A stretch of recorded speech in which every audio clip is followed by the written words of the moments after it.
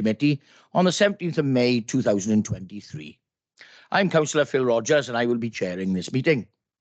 Please can you ensure your phones are switched to silent for the duration of the meeting. In addition, when asked to raise your hand, if members who are virtually viewing this meeting could raise your electronic hand, and for members in the council chamber, just raise your hand. For the purposes of declarations, I would like to confirm that we'll be scrutinising item 5 and 8 of the Cabinet papers today. Now I will move on to declarations, agenda item 2. Agenda item 2, declarations of interest. Are there any declarations of interest? If any members have declarations in relation to any reports on today's agenda, can you please indicate it now? Chair, I can see we have the Chief Executive that has a declaration. Yes, I need to declare an interest in relation to agenda item 5, Chair, and I'll be leaving the meeting when you discuss that item.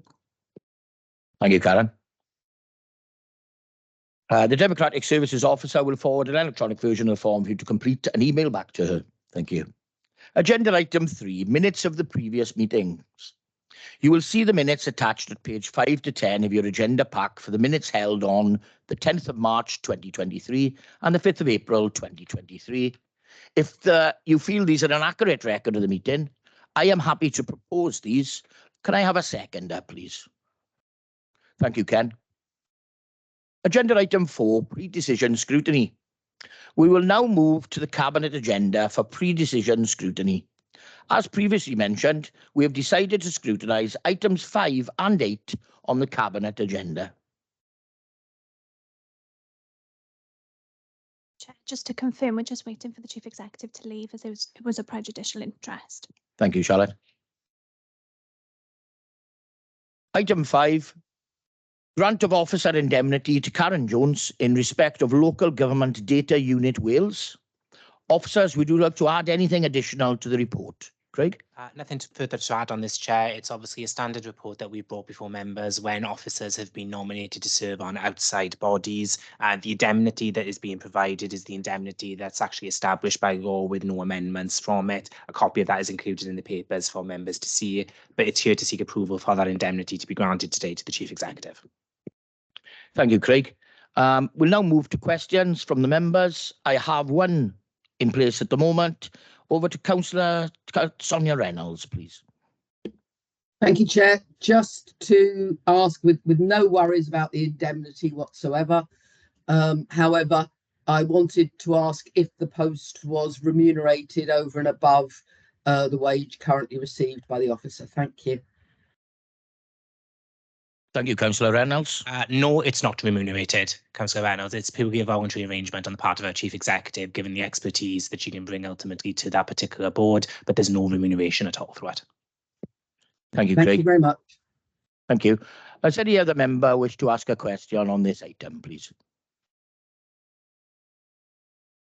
I don't see any, Chair. Thank you, Charlotte.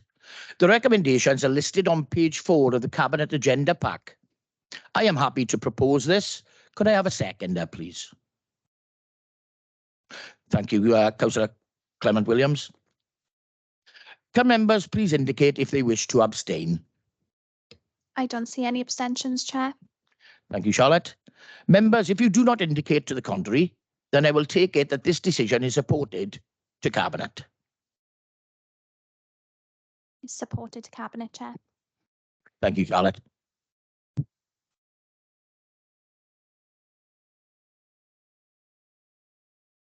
Chief Executive Karen Jones is returning to the chamber.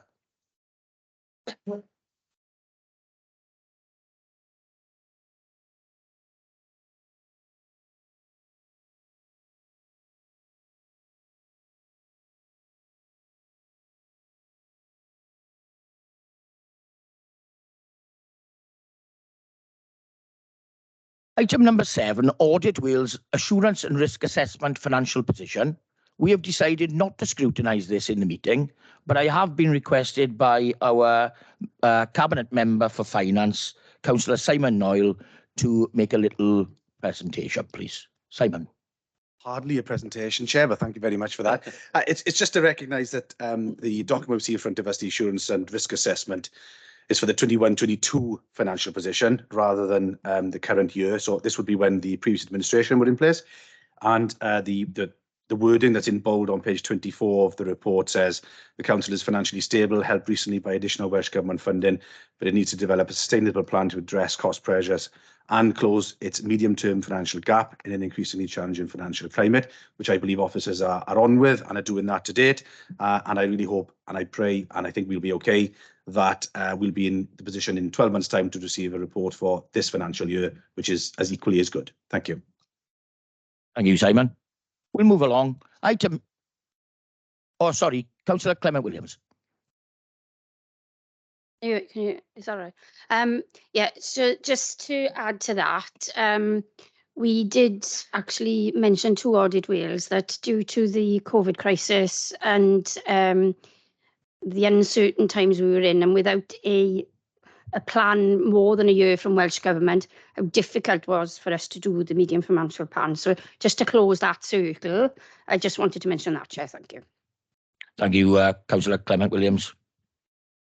We'll move along now to item 8, an update in relation to the delivery of the Neath Talbot Hardship Relief Scheme. Before we call in any officers, the Cabinet Member for Finance, Councillor Simon Noyle, would like to speak again. Simon. Thank you, Chair. Not a presentation again. Just to welcome the report. It's obviously in front of us for noting the progress of the scheme to date. Again, it was put forward by the previous administration and developed further by this current one. It is clearly doing some excellent work. We've got some geographical data there of the areas in Neath Talbot which is covering, and it's clearly good to see that it's covering the wider area of Neath Talbot, not concentrated or centred on one specific area.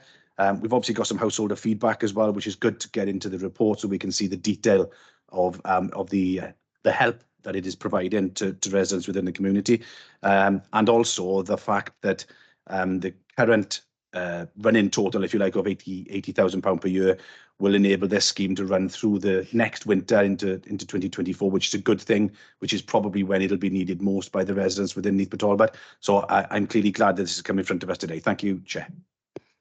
Thank you, Simon. We move to members' questions. I've got a few in the book already. We'll start off with Councillor Charlotte Galsworthy, please. Good afternoon, everyone.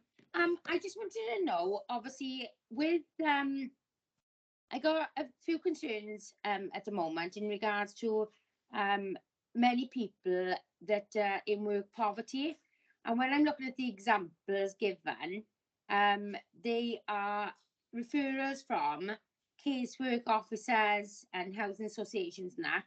Whereas I just want to know, were any support given to those who are not in our services? And because what I'm trying to say is there's lots of people out there that have actually got, say, cancer, various illnesses, things like that, and in exactly the same sort of financial position. So why could we be given to one and not the other? And that's basically what my concern is are we actually targeting, and getting in the right people that need that support as well?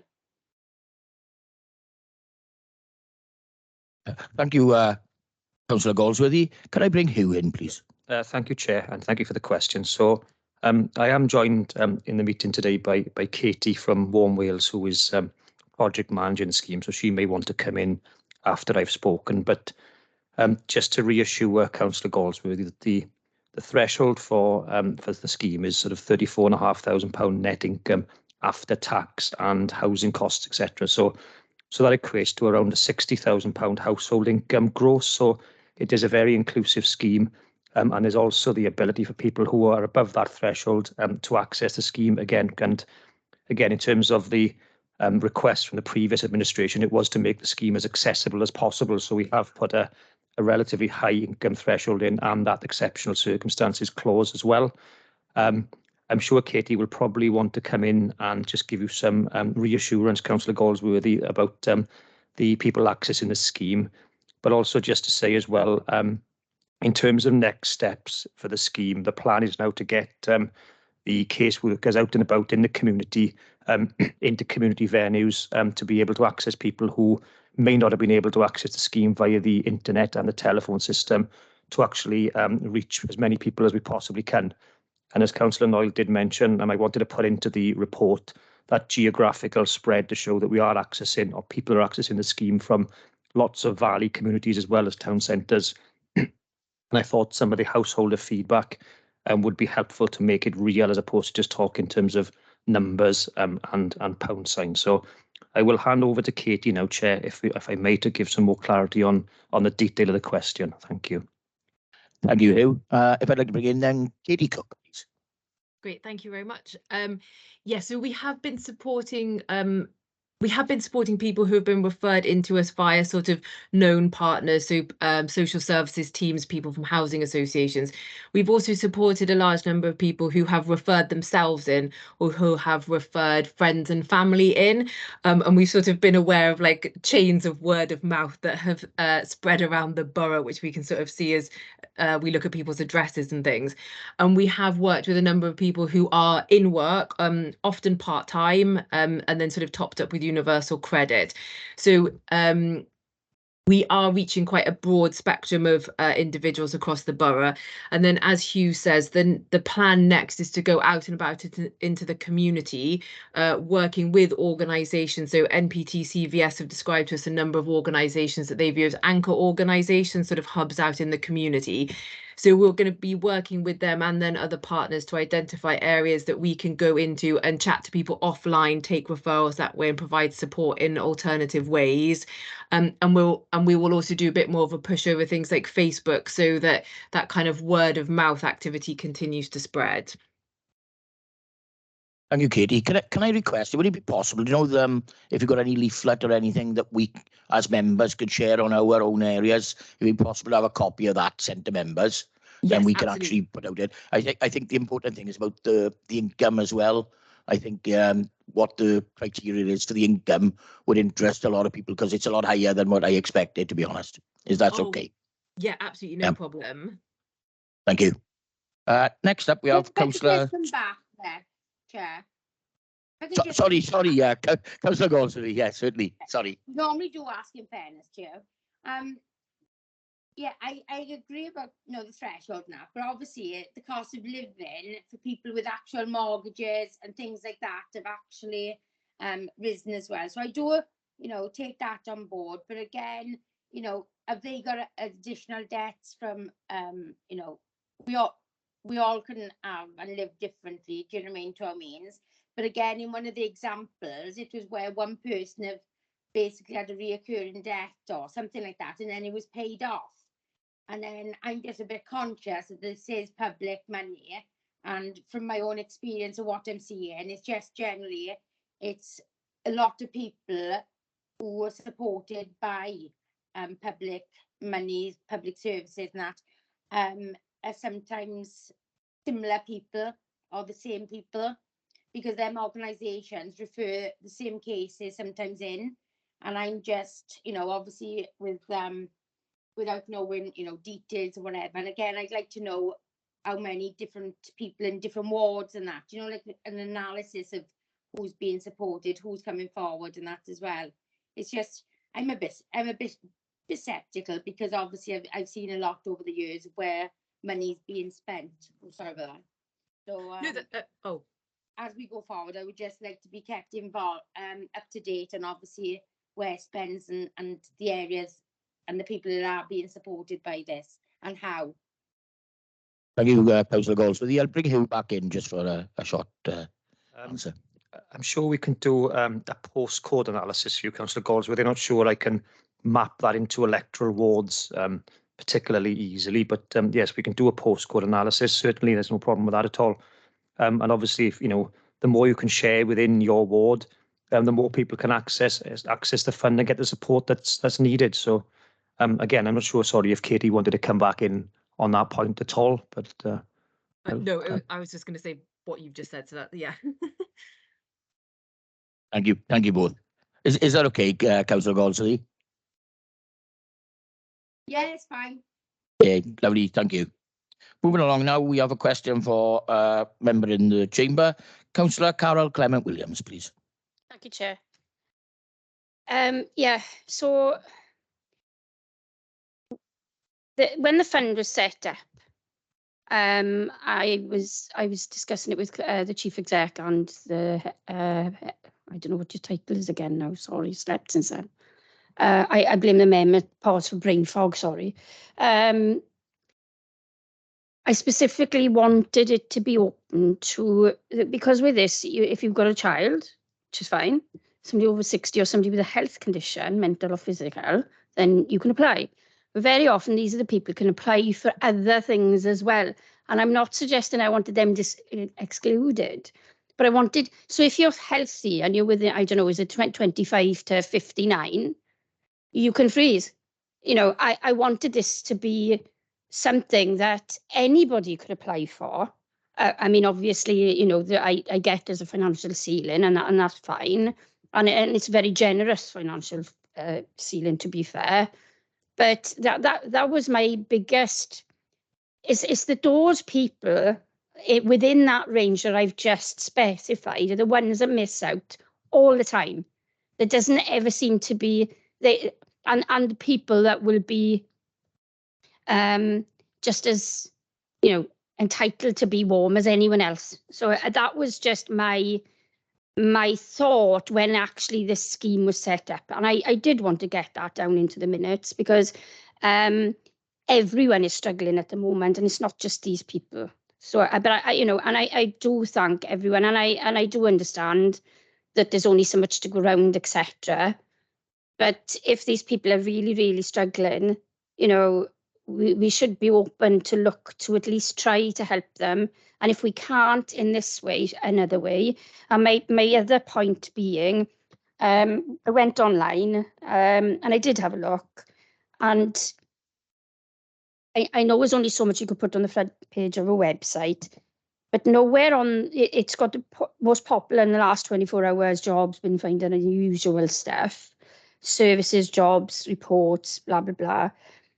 But I really think there should be a head in there for this kind of thing. For I mean, it might come under one of the subheadings, but I think these kinds of schemes should have their own heading on the front page, because sometimes people don't know what to, it's a very specific job search as well. And if you don't put in the right thing, you're never going to find it. So thank you, Chair. Thank you, Councillor Clement Williams. That's the point I was making about if we could have some type of poster that we could all get it out there really into the communities, you know, because it is difficult to follow. So, you know, if we were to able to having, you know, one sheet, one page, but it had all the details of it so we could all share, I think we'll get amongst our citizens and our residents a better way, I think, that way. And then, you know, you'll see it on all our Facebook pages. Thank you, Chair. And I did share it to my own local pages again this morning. It is on the website, but you have to know what to key in to find it. Thank you. Thank you. Thank you very much. Moving on, next up I have Councillor Sonia Reynolds, please. Thank you. Interest in the report, and obviously, you know, very much approve of the scheme. Glad you're going out into community centres. Just an adjunct to that, I would suggest that you talk to some other councillors, because there's some areas that may not be on, and good links that may not be on the MPT CVS links. What I was mostly concerned about, there are items in the report about, you know, having to suspend the scheme because of, you know, worrying about backlog over Christmas.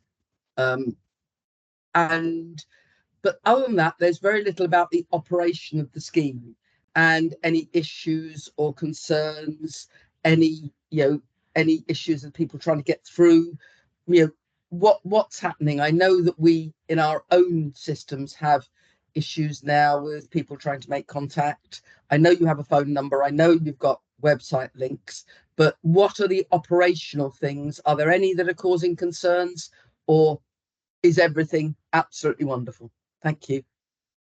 Thank you, Councillor Reynolds. Can I bring Katie back in on that one, please? Yeah, sure. there's been a lot of learning since we went live on November 29th. And yes, we did pause it temporarily because we wanted to clear that backlog before Christmas.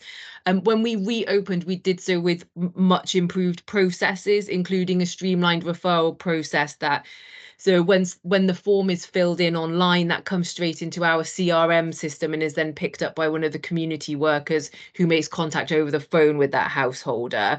And over the next little while, we're going to be improving that, so there's a clearer way to make specific telephone referrals themselves, and we'll obviously be doing the outreach work.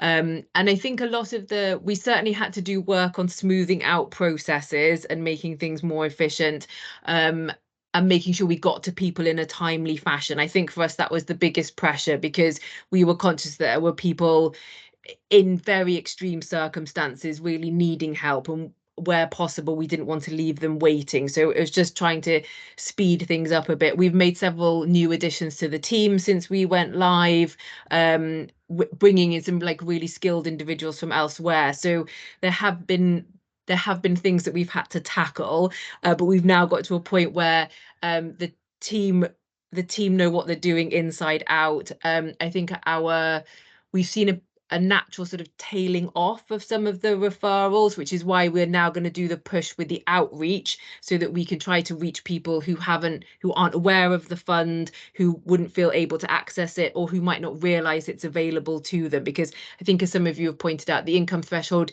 is higher than some people might have expected. So we want to now take the opportunity to get that information out there. And I take your point about liaising with counsellors, because it may be that it would make sense to attend some of your surgeries or something like that and chat to people as they come in to speak to you, maybe if you do face-to-face surgery. Sorry, I should know that before I start talking about it. But yes, so there have absolutely been some issues that we've had to tackle, but we've streamlined lots of the processes now, so they work really well.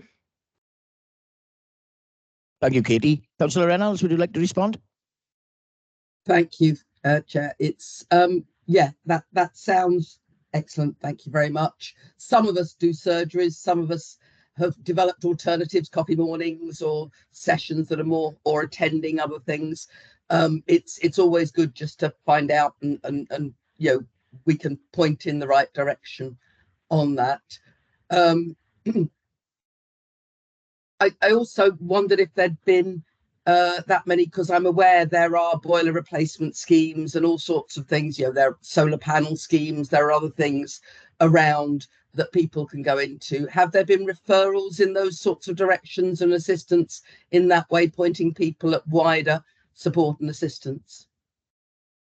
Yes, absolutely. So the team make regular use of Neath, the Welsh Government Boiler Replacement Scheme, and I know that people who sought to access the fund in the first instance have then been supported to access Neath and had new heating systems fitted that way. And we also will do wider support as well. So things like capped water tariffs. There's a lot of people in the borough who got in touch in relation to the fund, and then in discussion with them, we've been able to access capped water tariffs for them.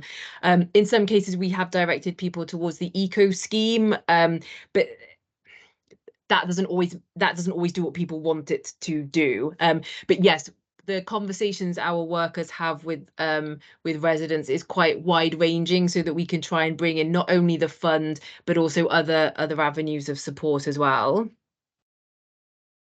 Thank you very much. Hey, thank you, Katie. Thank you, Councillor Reynolds. Move along next. Councillor Tim Bowen, please. Thanks, Chair. All the questions have been asked are fine, thank you. Lovely. Thank you, Councillor Bowen. Moving along, Councillor Rob Jones, please, in the chamber. Thank you, Chair. The leaflet that you mentioned, there's a stack of them on the front desk as you come into the building. As a matter of fact, I picked one up yesterday, so they're freely available and they give the criteria in relation to, but it's basic information with contact details to cover that point. I'm glad Katie's on the call and mentioned the boiler replacement scheme. As of this morning, I've referred a subsidiary company, I won't mention it as a public meeting, but a subsidiary company that last August took £300 from an elderly single lady for a survey 9 months later, she still hasn't had her boiler fitted. And the latest they said is that Ofgem have changed the regulations. I've done the inquiries, they haven't. And the company keep telling her that they get difficulty in getting skilled people, and they are looking to have a plumber from Southampton to come to Port Talbot to fit a new boiler. This lady's been using a kettle to wash since last August, no heating in the house, and I've been desperately trying to resolve this issue. I just want people to be aware that there are road companies that are out there.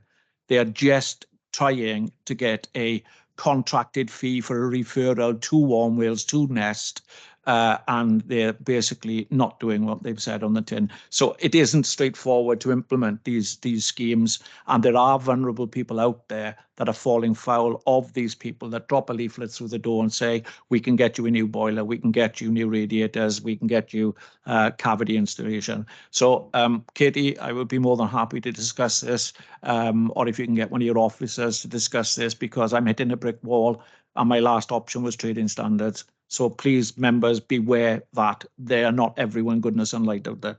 Thank you, Chair. Thank you, Councillor Jones. Are there any other questions or issues on this particular item, please? Don't see any, Chair. Thank you, Charlotte. It only leaves now we have to thank Katie for joining us. Thank you for answering all the questions. Very grateful. And obviously it's far clearer when we see people on the ground who know what's going on, and we can see how it's progressing. So thank you very much for giving your time this afternoon. No problem. Thanks very much for having me. Thank you. On to agenda item 4, urgent items. You'll be pleased to hear that I have no urgent items, and I also have no items that require access to meetings, or I should say, sorry, that the report was for information for item 8, and that we should note the report. Sorry, I missed that bit. I have no items that require access to meetings. Therefore, that ends the business for today. Thank you all for attending. Thank you all for your time, and look forward to seeing you soon. Thanks, everyone.